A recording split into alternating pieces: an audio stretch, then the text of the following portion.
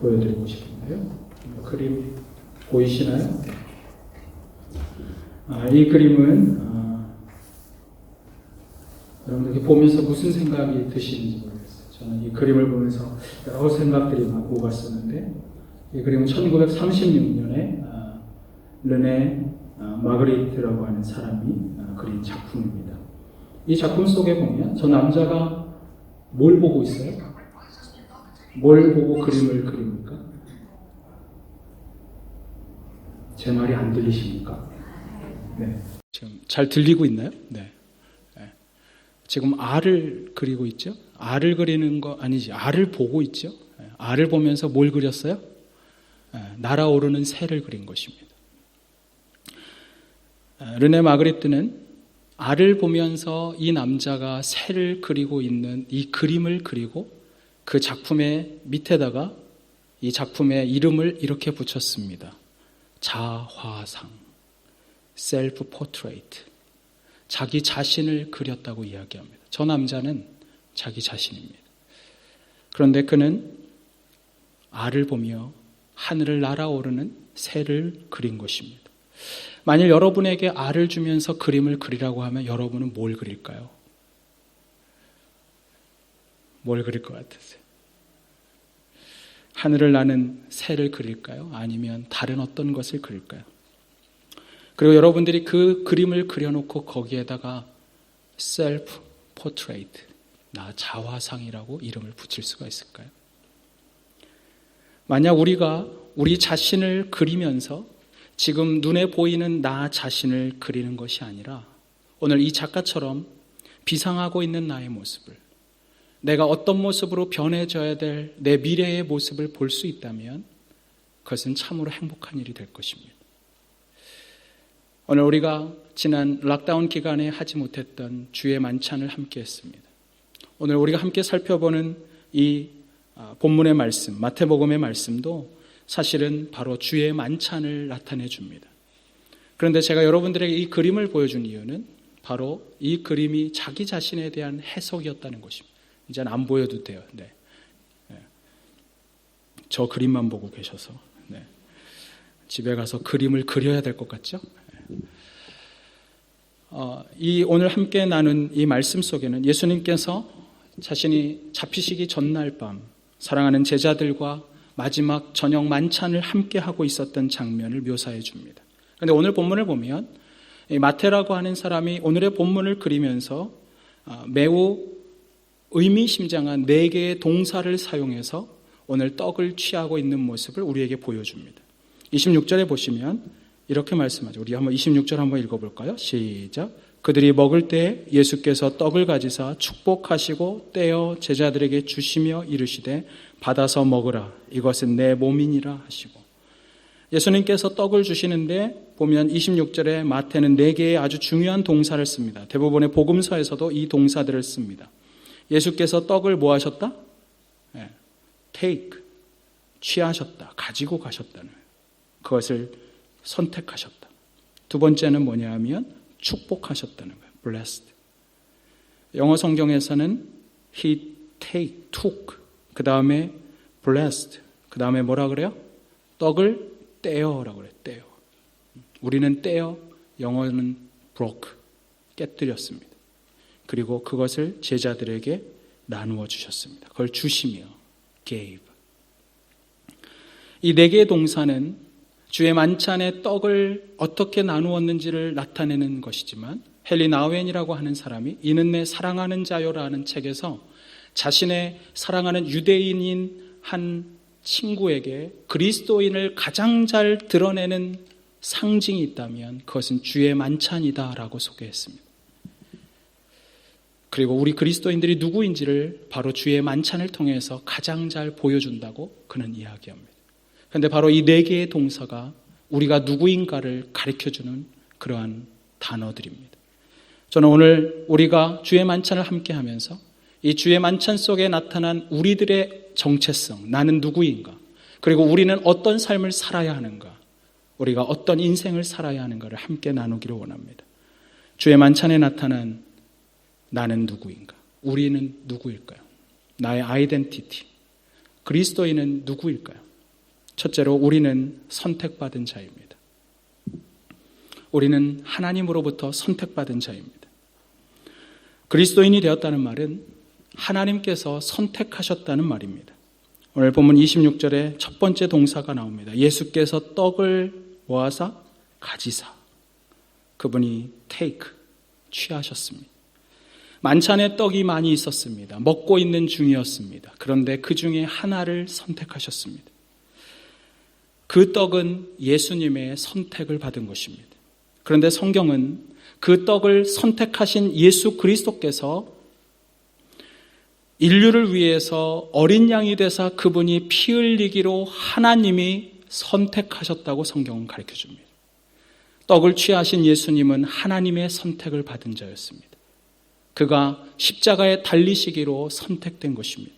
그런데 사도 바울은 오늘 이 주의 만찬에 대해서 이야기를 하던 그 사도 바울은 우리에게 이렇게 말합니다. 예수님을 만나고 인생의 도상에서 어느 날 예수님을 만나고 그리고 그리스도의 자녀가 되고 하나님의 자녀가 되었다는 사실은 창조 이전에 바로 당신을 하나님의 자녀로 선택했다는 사실이다. 에베소서에 보면 그 말씀을 이렇게 이야기합니다. 에베소서 1장 4절에 보면 곧 창세전에 그리스도 안에서 우리를 택하사라고 이야기해요. 언제 택하셨어요? 하나님의 창조가 있기 전부터 저와 여러분은 하나님이 선택한 사람이라는 것입니다. 여러분 이걸 믿으시면 돼요. 하나님이 우리를 선택하셨어요. 창조 이전에. 그리고 그리스도 안에서 우리를 선택하셨어요. 그러면서 이렇게 말해요. 우리로 사랑 안에서 그리스도의 사랑 안에서 그 앞에 거룩하고 흠이 없는 존재로 우리는 거룩하지 않고 흠이 많은 존재이지만 그러나 우리를 거룩하고 흠이 없는 존재로 구원받게 하기 위하여 하나님은 내가 태어나기도 전 창조의 그때 이전에 이미 여러분을 선택하셨다는 사실입니다. 그러면서 이렇게 말합니다. 5절에 그 기쁘신 뜻대로 우리를 예정하사. 이거의 선택은 우리를 선택하시고 구원하기로 작정한 하나님의 선택은 성경은 이렇게 말해요. 그분의 뜻이었다고. 여러분이 구원받은 건 하나님의 뜻이에요. 이 말은 이런 이야기입니다. 우리가 어떤 자격이나 공로가 있어서 구원받았다는 게 아니에요. 우리가 하나님의 그분의 기쁘신 뜻이 있어서 그분의 전적인 은혜로 우리는 구원받은 것입니다. 우리가 구원받으면서 무엇을 한 게 하나도 없어요. 하나님의 자녀가 되었다는 것은 그래서 우리가 여러분 하나님의 자녀가 된 그 순간 세상에 나아가면서 여러분이 뭐라고 느끼든 상관없이 여러분은 존귀한 자라고 느끼셔야 돼요. 여러분이 세상을 살다 보면 세상 사람들은요 내가 아무것도 아닌 것처럼 돼요. 돈이 없으면 되게 비굴한 것처럼 돼요. 내가 지위가 없으면 잘못된 것처럼 돼요. 그러나 여러분 예수 그리스도를 선택하시고 예수 그리스도께서 십자가에 가시기 위해 처음 공생애의 사역을 public life 그분의 삶을 시작하신 그때 그분이 침례를 받으셨습니다. 그리고 물에 들어가셨습니다. 물에서 나오는 순간 하늘문이 열리고 하늘로부터 음성이 들려와요. 이렇게 들려왔어요. 이는 내 사랑하는 자요 내 기뻐하는 자라. 그렇다면 우리를 선택하신 그 하나님이 동일하게 그렇게 말씀하신다는 것을 여러분 아십니까? 여러분의 오늘의 모습과 상관없이 내가 무엇을 가지고 있고 잘해야만 여러분 사랑받는 게 아니고 우리의 존재됨 그 자체로 하나님은 우리를 사랑하신다는 것입니다. 여러분 세상을 살다 보면요 우리는 내가 뭘 잘해야 사랑받는다고 착각을 해요. 제가 지난 청소년 수련회 때 이 말씀을 전했어요. 너네가 공부 잘해야지 부모가 사랑하는 게 아니에요. 여러분 공부 잘하면 내 새끼고 공부 못하면 남의 새끼입니까? 여러분 그렇습니까? 어른이 여기 청년들을 봐갖고 내가 자 우리 어른들 자 내 자식이 공부를 못해요. 내 새끼 아닙니까? 제가 너무 직설적으로 얘기했어요? 여러분들의 자녀들은 다 공부를 잘해가지고 이 말이 안 들리는 거예요? 여러분 공부 못해도 내 새끼예요. 옆집 애가 공부 잘한다고 내 새끼 아니에요. 걔가 공부를 잘하든 안 하든 상관없이 그는 내 거예요. 내 자식이니까 내가 사랑해요. 내 아이가 아파도 사랑해요. 내 아이가 건강해도 사랑해요. 그 아이가 잘났거나 그 아이가 피아노를 잘 치거나 학교에서 상을 잘 받아서 그래서 사랑하는 게 아니에요. 하나요. 내 아이니까. 그런데 여러분, 그것은 하나님이 주신 내 자녀니까. 하나님이 동일한 마음으로 우리를 그렇게 선택하셨어요. 하나님께서는 우리를 향해서 그렇게 말씀했어요. 그런데 세상 사람들은, 아니 세상의 사탄은 세상을 통해서 우리에게 이렇게 말합니다. 우리는 그런 존재가 아닌 것처럼. 우리의 자아상, 셀프 이미지를 열등감을 갖게 만들어요. 내가 좀 돈이 없으면 부족한 줄. 제가 얼마 전에 한국의 뉴스를 보는데, 저 그거 옛날에 한국에도 있었는데 잊어버렸어요. 어떤 분이 은퇴를 했어요. 65세 은퇴가 돼서 집에 왔는데 맨날 아침이면 출근하고 나가다가 이제는 갈 데가 없잖아요. 그분이 자신의 핸드폰을 보니까 내가 연락하고 그동안 관계를 가졌던 모든 사람들은 회사를 떠나면서 다 연락 안 할 사람들이더래요. 여기 계신 우리 집사님들, 여러분 떠나도 만날 수 있는 사람들을 핸드폰에 저장해 놓으세요. 그분들을 사랑하세요. 뭘 떠나요? 직장을 떠나도. 내가 잡이 없는 순간 나와의 모든 관계가 끊어지더라는 거예요. 그런데 그분이 집에 오니까 와이프하고 낮에 점심을 먹는 게 어색한 거예요. 40년 동안 한 직장을 다니면서 그런 적이 없었는데, 주말이 되면 자녀들이 아이들을 데리고 와요. 그런데 어느 날 아이가 안 오는 거예요. 손주가 보고 싶은데 안 와서 전화를 했어요. 그때 이놈의 자식이 이렇게 말을 해요. 여러분 절대 이렇게 말하면 안 돼요. 부모에게. 왜요? 용돈 주시려고요? 이런 쓸데없는, 입을 어떻게 때려줘야지. 그러고 전화를 끊었어요. 손주가 보고 싶어서 전화했어요. 오라고. 왜 안 와? 오늘 오는 줄 알았는데. 왜요? 용돈 주시려고요? 아니 그건 아닌데. 그러고 끊는 순간 내 주머니에 용돈 줄 게 없는 걸 보니까 내가 오늘 왜 사나.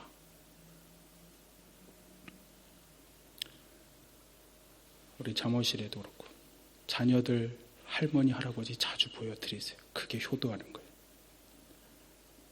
오클랜드에서 올라가든지 내려오든지 주일날 예배는 드리고 딴 때는 만나세요. 그게 효도하는 거예요. 근데 제가 하고 싶은 말이 이거예요. 여러분 그 순간 내가 돈이 없어서 손주가 나한테 안 오나? 내가 높은 지위가 아니어서 사람들이 나를 이렇게 막대하나? 내가 좋은 엄마가 아니어서 내 자식한테 이렇게 어렵나? 여러분 그 생각 사탄이 주는 음성입니다. 하나님은 우리에게 그렇게 말씀하시지 않아요. 우리 여기 계신 어르신들 계시지만 여러분들이 돈이 많거나 여러분들이 무슨 가질 게 있고 나눠줄 선물이 있어서 자녀들이 오는 게 아니에요. 그냥 할머니가 좋아서 와요. 여러분 그런데 우리는 가끔 그런 생각을 해요. 내가 뭐가 없으니까 안 와. 내가 사장일 때는 왔는데, 내가 사장일 때는 저 사람이 굽실거렸는데 내가 노니까 아니야. 여러분 그것이 세상의 음성입니다. 그게 사탄의 음성입니다. 여러분 내가 그렇게 느끼는 것과 상관없이 기억해야 될 것이 이것입니다. 여러분은 하나님이 선택한 하나님의 뜻대로 당신의 자녀로 구원받기로 작정하고 당신의 아들을 주기까지 사랑한 당신은 사랑받는 자고 하나님의 선택받은 자라는 사실이에요. 여러분 인생을 살다 보면 여러분 그것 때문에 내 역할을 잘하려고, 내가 가장의 역할을 잘하려고 억지로 나가서 힘쓰는 사람들이 있어요. 그러면서 말은 이렇게 해요. 내가 성실하다고. 우리 남편은 성실한 가장이에요. 여러분 그러지 마세요. 안 성실하면 안 돼요. 사람들이 성실이라는 이름으로 자신을 학대합니다. 내가 인정받고 싶어서. 내 배우자에게 인정받고 싶어서 남편들이 가끔은 그런 짓을 합니다. 여러분 그럴 때 얘기해 주세요. 그거는 하나님의 음성이 아니라고. 이렇게 얘기해 주세요. 나는 당신이 그냥 좋아. 오늘 우리 주님이 우리에게 하신 말씀이 이거예요. 나는 네가 내 자녀라서 좋아. 그런데 그게 하나님의 메시지인데 그거를 모르는 사람들은 어느 날 직장을 잃으면 우울증이 와요.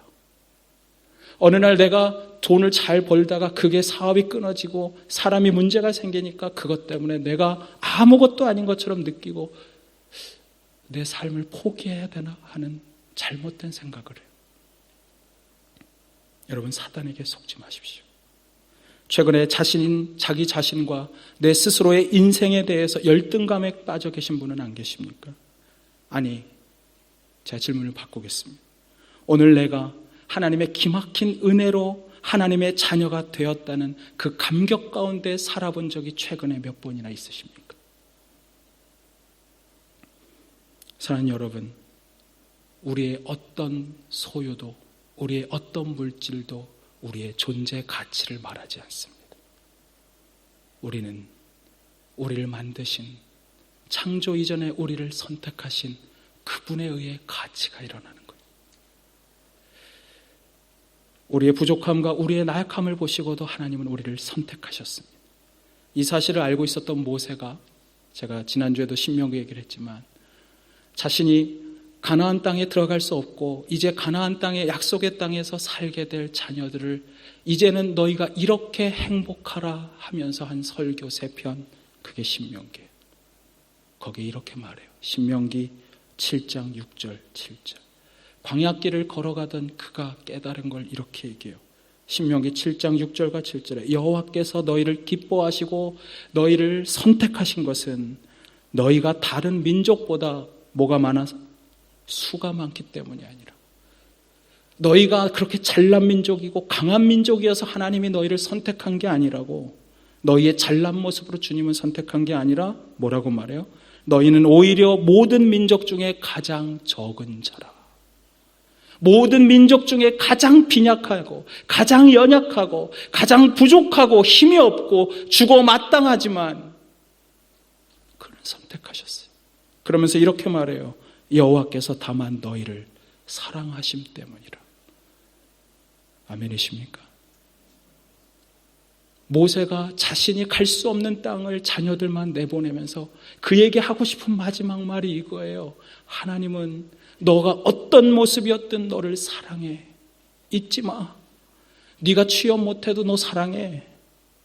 네가 직장이 그렇게 좋지 않다고 생각해도 너 사랑해.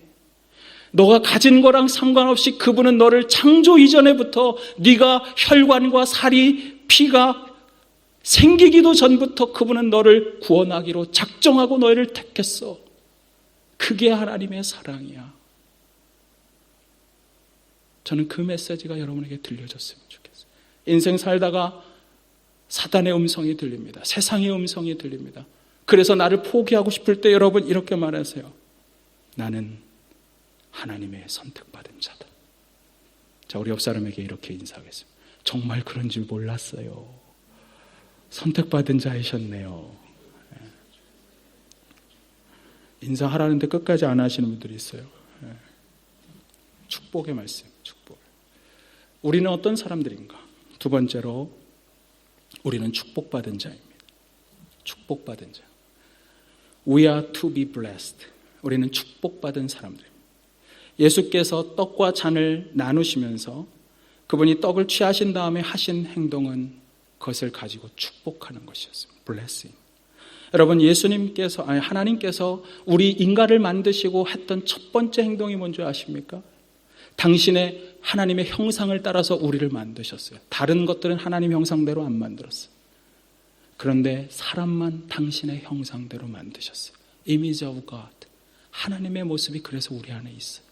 그런데 그렇게 만들어 놓고 이렇게 말씀하셨어요. 우리에게 하신 첫 번째 축복이었어요.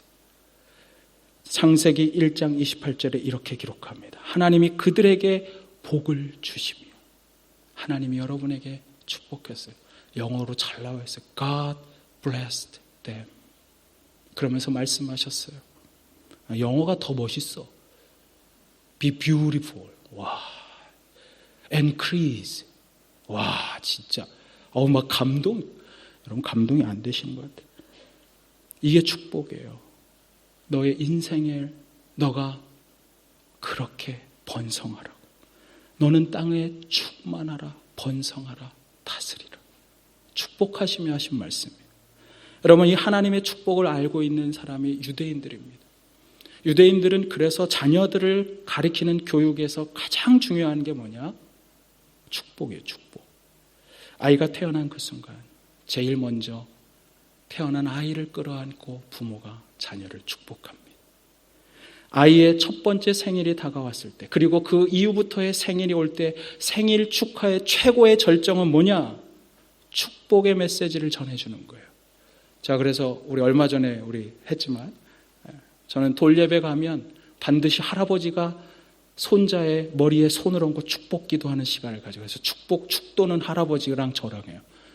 저랑 돌예배 하신 분은 알아요. 그게 뭔지.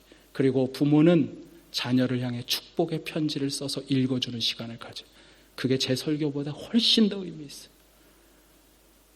축복하는 거예요. 이 아이가 자랍니다. 12살이 됩니다. 이스라엘 사람들은 12살이 되면 그 아이가 말씀을 지킬 수 있는 성인이 되었다고 생각합니다. 12살이 되면 바 미스바, 성인식을 합니다. 그 성인식의 절정은 이것입니다. 이웃들과 그리고 가족들을 다 초대하고, 그리고 랍비를 초대해서, 목회자를 초대해서 어른들이 이제 드디어 어른이 되는 아이를 향해 손을 뻗어 그를 축복해 주는 것입니다. 부모는 아이가 학교를 입학하는 날 그의 머리에 손을 얹고 축복을 합니다. 그리고 그 아이가 인생에서 어느 날 어려움을 겪었지만 아픔 가운데 돌아온 날 그 아이를 붙잡고 축복합니다. 그리고 심지어 유대인들은 그 아이가 전쟁터를 나가는 그날도 그 아이의 손을 얹고 축복을 해줍니다. 그렇게 축복하는 인생을 살던 어느 날 이 부모가 세상을 떠날 날이 다가왔음을 느끼는 어느 날, 사랑하는 자녀들을 모두 모아놓고 누워서 한 명 한 명을 유언처럼 축복하며 세상을 떠나갑니다. 우리들 모두는 축복 속에 태어났고, 우리들 모두는 축복을 나누며 살아야 하며, 우리들 모두는 축복을 유언으로 남기고 떠나야 하는 인생이라는 것을 유대인들은 가르쳐주고 있습니다. 저는 그것이 성경적인 삶의 방식이라고 생각해요. 그러나 때로 우리는 인생을 살다 보면 마치 내가 태어난 것이 저주받은 인생인 것처럼, 내가 저주받기 위해 태어난 것처럼 그렇게 느껴질 때가 있어요. 그리고 내 스스로도 나를 저주하고 싶은 그런 날이 있을 때도 있습니다. 그러나 그것은 다시 말씀드리지만 하나님의 음성은 아닙니다. 기억하십니까? 요한복음 10장 10절에 예수님은 이렇게 말씀하셨어요. 도적이 오는 것은 도적질하고 죽이고 멸망시키려는 것뿐이요, 내가 온 것은 양으로 생명을 얻되 풍성히 얻게 하려 하심이라. 예수님이 이 땅에 오신 이유는 우리에게 생명을 주실 뿐 아니라 풍성히 누리게 하기 위해서 축복의 삶을 살라고 오신 거예요. 그러나 사탄은 왜 왔어요? 마귀가 왜 있어요? 여러분에게 와서 여러분의 소중한 생명을 도둑질해가고 훔쳐가고 여러분의 마음속에 잘못된 멸망시키려는 의도로 오는 게 바로 사탄이란 말이에요. 그러므로 인생을 살다가 어느 날 내가 저주받은 것처럼, 내가 어느 날 힘겨운 것처럼, 내가 왜 태어났는가 고민하는 그 순간 여러분 이렇게 말씀하십시오. 이것을 기억하십시오. 나는 축복의 사람이다. I am to be blessed. 나는 하나님의 축복을 받은 사람이다. 예수님의 이름으로 잘못된 음성을 쫓으십시오. 그리고 여러분은 여러분 자신을 축복하십시오. 여러분의 배우자를 축복하십시오. 여러분의 이웃들을 축복하십시오. 여러분 이웃들을 저주하는 도구가 되지 마시고, 이웃들에게 불평과 불만을 말하는 도구가 되지 마시고, 여러분은 이웃들을 축복하는 축복의 도구가 되십시오. 예수님의 영은 축복의 영이었습니다. 하나님은 축복의 영이었습니다. 그분이 하셨던 가장 아름다운 행동은 바로 그분의 창조물을 만들고 그들을 축복하는 거였습니다. 그러나 죄가 온 다음부터 축복하지 않게 된 거예요. 여러분들이 정말 그리스도를 만나고 그리스도를 통해서 하나님과의 관계가 다시 회복된 사람이라면 우리는 다시 축복의 삶을 살아야 합니다. 그리고 기억하십시오. 나는 축복받은 자이다. 내가 지금 무엇을 누리고 있느냐와 아무 상관없어요. 내 형편과 아무 상관없어요. 내가 축복받은 자라는 것을 알면 우리는 축복을 누리는 인생을 살게 될 것입니다. 여러분 말로 다른 사람을 축복하십시오. 제발 우리 교회 오면 여러분 미소로 다른 사람을 축복하세요. 자, 옆 사람 보고 웃으세요. 자, 당신을 축복합니다. 말은 하지 말고 웃으면서 축복의 미소를 전해주세요. 저는 제발 무표정이 우리 교회에서 사라지기를 기도합니다. 설교를 듣는 와중에도 무표정 한번 그냥 주무세요. 그게 더 나아요. 고통 속에 계시지 마시고. 여러분 정말 하고 싶은 말이에요. 말로 축복하십시오. 어르신들 기도로 축복하세요. 제가 가끔 그런 말 들어요. 어른들이 요즘 젊은 사람들에 대해서 불평불만하는 말. 축복해 주세요.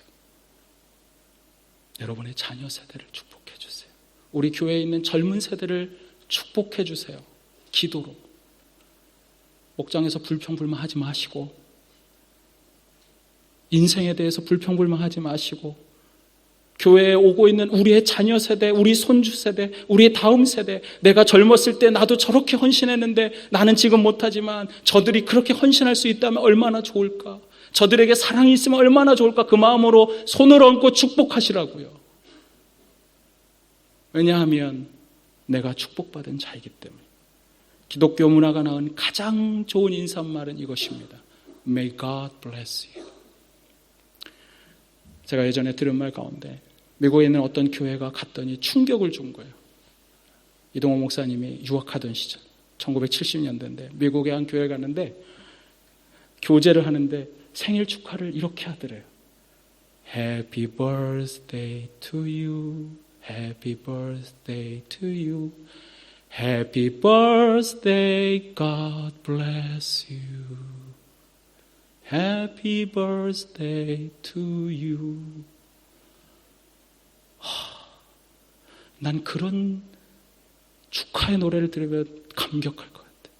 Happy birthday, God bless you. 여러분, 우리는 축복받은 자입니다. 여러분, 절대로 잊지 마십시오. 여러분, 다니면서 한인들을 만나면 축복해 주세요. 속으로. 우리 교회 교인들 만나면 축복해 주세요. 웃으면서. 제발 웃으세요. 제발. 그 얼굴에 미소가 다시 회복되기를. 그래야 하나님의 축복의 도구가 돼요. 우리는 축복받은 자입니다. 그리고 우리는 축복을 받아야 할 인생인 것입니다. 주의 만찬에 나타난 우리의 정체성. 주의 만찬에서 우리를 누구라고 가르쳐주는가? 세 번째, 우리는 깨어져야 한 존재입니다. We are to be broken. 우리는 깨어져야 할 존재예요. 성찬의 떡은 예수님께 선택을 받았습니다. 그리고 축복을 받았습니다. 그러나 그 떡은 축복받은 그 떡이 깨어졌습니다. 성경에서는 우리말에는 예수님께서 떡을 떼시며라고 말하는데 영어 성경에는 He broke it. 그분이 그 떡을 깨셨다고 말합니다. 왜 깨뜨려졌을까요? 아주 단순합니다. 이 떡은 궁극적으로 나누어져야 하기 때문입니다. 이 떡이 선택되고 축복받았던 이유도 나눠져야 하기 때문에 그것이 나누어주는 삶으로 가기 위해서는 깨어져야 했습니다. 여러분, 깨지지 않으면 나눌 수가 없어요. 여러분, 우리가 잘 아는 구약 성경에 보면 사사시대에 기드온이 미디안과 싸울 때 기드온의 300 용사가 나갈 때 여러분 어떻게 했습니까? 그들이 횃불에 그걸 가지고 횃불을 항아리소에 가져갔어요. 그리고 결정적인 순간이 됐을 때 그것을 깨뜨림으로 그 안에 빛이 나오며 승리를 올릴 수가 있었어요. 여러분, 나사로의 죽음을 경험했던, 그러나 부활을 경험했던 마리아가 그리스도께 감사의 마음으로 순전한 나드 한 근을 가지고 왔습니다. 예수께서 죽기 6일 전, 일주일 전 그분이 와서 마리아가 그의 발 앞에 것을 깨뜨립니다. 순전한 나드를 깨뜨림으로 말미암아 온 집안에 나드 향이 가득했다고 성경은 이야기해요. 그것이 그분의 죽으심을 준비하는 것이었습니다. 헬리나우에는 우리에게 이런 말을 해줬습니다. 우리가 깨뜨려지는 것을 가리켜 헬리나우에는 이렇게 말해요. 당신은 상처받은 자이다. 그러나 그의 사람의 이는 내 사랑하는 자요 다음의 책이 뭔지 아세요? 상처받은 치유자예요. 우리가 상처받을 때에만 누군가를 치유할 수가 있다는 사실입니다. 하나님이 우리를 깨뜨리실 때 그것은 상처입니다. 그 상처는 그러나 필요한 상처예요. 아무도 깨뜨려짐을 좋아하지 않아요. 내가 깨어지는 경험은 고통이고 깨어짐은 상처고 깨어짐은 아픔입니다. 고난입니다. 그러나 깨어짐이 필요한 것이에요. 깨뜨려져야 빛이 나오고 깨뜨려져야 향기가 나올 수 있어요. 인생의 상처 없이 하나님의 사람으로 만들어지지 않아요. 여러분 예레미야서에 보면 토기장이의 질그릇이 나와요. 하나님께서 토기장이처럼 우리 인생을 깨뜨리고 짓이기지 않으면 그분의 아름다운 작품으로 태어날 수가 없는 거예요. 하나님의 사람은 이 상처를 만져주시는, 그래서 다시 만드시고 회복시키시는 그 하나님을 경험한 자만이 누군가를 치유하는 치유자가 될 수 있다는 사실이에요. 여러분 예수님께서도 상처를 받으셨어요. 예수님의 상처는 십자가였습니다. 예수께서 그 십자가를 달리시기 바로 직전에 이런 말씀을 하셨어요. 요한복음 12장 24절에 내가 진실로 진실로 너희에게 이르노니 한 알의 밀이 땅에 떨어져 죽지 아니하면 한 알 그대로 있는 거예요. 그러나 이렇게 말씀하셨어요. 죽으면 많은 열매를 맺느니라. 우리 주님께서 십자가에서 자신의 몸을 깨뜨리심으로 우리에게 많은 열매인 구원의 생명을 나눠줄 수가 있었습니다. 우리 주님께서 십자가에서 흘리셨던 그 보혈의 피가 있었기 때문에 우리에게 생명이 들어올 수가 있었다는 사실입니다. 그래서 우리는 그분의 떡과 그분의 몸과 깨어지신 몸과 흘리신 피를 상징하는 떡과 잔을 먹음으로 그분의 십자가에 동참한다는 것입니다. 사랑하는 성도 여러분, 인생의 십자가를 회피하지 마세요. 내가 오늘 받는 고통을 회피하지 마세요. 때로 하나님은 그 고통을 통해 여러분을 치유자로 만들어 가시는 것입니다. 오늘은 아프지만, 오늘은 힘들지만, 오늘은 상처 입었지만, 그러나 그런 상처를 통해 또 다른 누군가를 치유하는 자가 되게 하기 위해 오늘 그분은 우리를 깨뜨리고 있습니다. 그러면 고통 가운데 있을 때, 깨어질 때 우리는 어떻게 기도해야 될까요? 십자가 앞에서 주님이 하셨던 기도를 하는 것입니다. 하나님, 이 잔을 내게서 멀리하여 주옵소서. 그러나 나의 뜻대로 마시고 아버지의 뜻대로 하옵소서. 그것이 우리의 기도여야 합니다. 우리는 어떤 존재인가? 오늘 네 번째까지 있어. 마지막입니다. 성찬을 통해 나타난 우리의 존재들. 우리는 나누어주는 자입니다. 우리는 나누어주는 사람이에요. 기버. 최후의 만찬의 자리에서 예수님께서는 그가 떡을 취하시고 축복하시고 깨뜨리신 후에 마지막으로 주님은 그 떡을 나누어 주셨습니다. 제자들에게. 그리고 이렇게 말씀하셨습니다. 떡을 주시며 받아 먹으라. 이것은 내 몸이니라. 그가 떡과 잔을 나누어 주시면서 우리 주님은 이렇게 말씀하셨어요. 이것은 단순한 떡과 잔이 아니라 자신의 몸, 깨어진 몸, 그리고 자신의 흘린 피라고 이야기해 주셨습니다. 그래서 주의 만찬을 통해서 우리는 이제 그분의 몸과 그분의 생명을 먹은 자가 되는 것입니다. 예수님께서 친히 이렇게 말씀하셨어요. 요한복음 6장 53절에 내가 진실로 진실로 너희에게 이르노니 인자, 하나님 사람의 아들로 태어난 예수 그리스도, 인자의 살을 먹지 아니하면 그리고 인자의 피를 마시지 아니하면 너희 속에 생명이 없느니라. 그러나 주의 만찬의 은혜는 거기서 끝나지 않습니다. 십자가를 통해서 우리가 생명을 얻었다면 이 생명을 받은 자들은 이제 이 생명을 나누는 자가 되어야 한다는 것입니다. 여러분, 주의 만찬의 궁극적인 이유는 결국은 나눔입니다. 제가 대학생 사역을 할 때, 제가 지구촌교회에서 한국에서 할 때 충격받은 게 있었어요. 그냥 성찬식 우리처럼 했었어요. 그런데 대학생들만 수련회를 하는 날 성찬식을 하는데 저보고 하라는 거예요. 저 온 지 얼마 안 됐는데 성찬식 하는 거 한 번도 못 봤는데, 그러면서 비디오를 하나 주는 거예요. 이거 보라고. 작년에 우리 수련회 때 이렇게 했으니까 그냥 이대로 하면 돼요. 그래가지고 그거를 집에서 이렇게 보는데 제가 너무 충격받았어요. 대학생들이 함께 모여서 나중에는 이런 수련회장에 모여서 한 큰 원을 그렸어요. 그리고 다 같이 모여있는 자리에서 떡을 나누면서 이런 말을 하는 거예요. 떡을 받은 사람이 자기 옆 사람에게 떡을 주면서 이렇게 말해요. 이것은 형제를 위하여 깨뜨려지신 예수 그리스도의 몸입니다. 받아 드시고 이 떡을 다른 이웃에게 나누어 주십시오. 그러면서 자신이 먹고 그리고 떡을 나누는.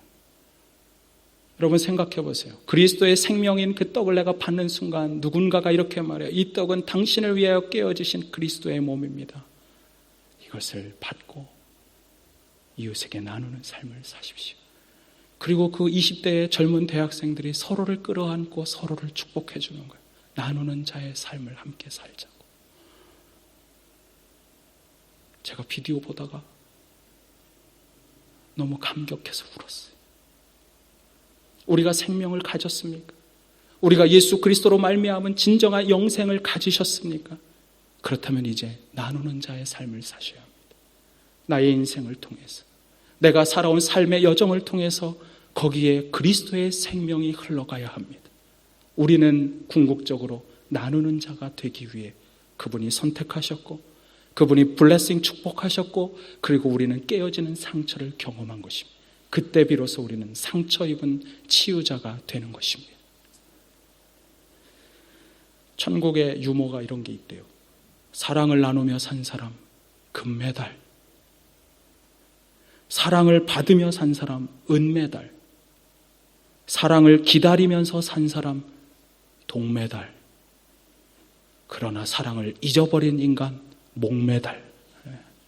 저는 그 말이 이렇게 목 매달아 버린다는 줄 깜짝 놀랐는데 여러분 혹시 목메달 아니세요? 자, 옆 사람한테 이렇게 당신은 사랑을 잊지는 않으셨나요? 옆 사람에게 한번 물어보세요. 눈을 똑바로 쳐다보면서 그렇게 물어보세요. 당신은 사랑을 잊지 않으셨습니까? 여러분 나눔이 있는 곳에 하나님이 함께 하십니다. 그곳에 사탄이 역사할 수 없어요. 여러분 물질만이 나누는 게 아니에요. 저는 여러분이 미소를 나누셨으면 좋겠어요. 여러분이 격려를 나누셨으면 좋겠어요. 인생을 살며 힘겨울 때 함께 하자고 여러분의 손을 내뻗을 수 있었으면 좋겠어요. 우리가 잘 아는 김혜자 권사님이 그분이 월드비전 뭡니까? 뭘로 위촉됐다 그러죠? 갑자기 생각이 안 나. 월드비전에 이렇게 홍보대사. 이제는 한국말을 하나씩 잊어버리고 있어요. 홍보대사가 됐어요. 그래서 그분이 10년 넘게 르완다, 방글라데시 이런 아주 아프리카 곳곳의 빈민가에서 그분이 그들을 만나고 사랑을 나눴습니다. 그러다가 그분이 낸 책이 뭐예요? 책 제목이 있어요. 한국에서 엄청난 베스트셀러가 됐었는데 꽃으로라도 때리지 마라. 그런 책이 있어요. 그 책의 첫 장은 오드리 헵번이 했던 유명한 말을 인용하는 것으로 열립니다. 여러분에게 들려주고 싶습니다. 매력적인 입술을 가지려면 친절한 말을 하라. 사랑스러운 눈을 가지려면 사람들 속에서 좋은 것을 발견하라. 날씬한 몸매를 원하십니까? 날씬한 몸매를 원하면 배고픈 사람에게 음식을 나누어 주라. 균형 잡힌 걸음걸이를 유지하려면 당신이 결코 혼자가 아니라는 것을 기억하며 걸으라. 당신이 도움의 손길을 필요로 할 때 당신 옆에 팔끝에 손이 있다는 것을 기억하라. 한 손은 나이를 먹어가며 당신이 알아야 할 것은 당신에게는 2개의 손이 있다는 사실이다. 한 손은 나 자신을 돕기 위한 손, 그리고 한 손은 바로 내 이웃을, 다른 사람을 돕기 위한 손. 우리 지구촌 교회가 이 2 손이 있음을 기억했으면 좋겠습니다. 나를 사랑하는 손, 다른 사람을 사랑하는 손. 여러분 목장교회 나오세요. 목장에서 사랑을 실천하십시오. 여러분의 따뜻한 손으로 붙잡아 주세요. 그리고 이웃들에게 그 사랑을 들고 나아가십시오. 그것이 하나님이 우리를 구원하신 이유입니다. 우리 함께 기도하겠습니다.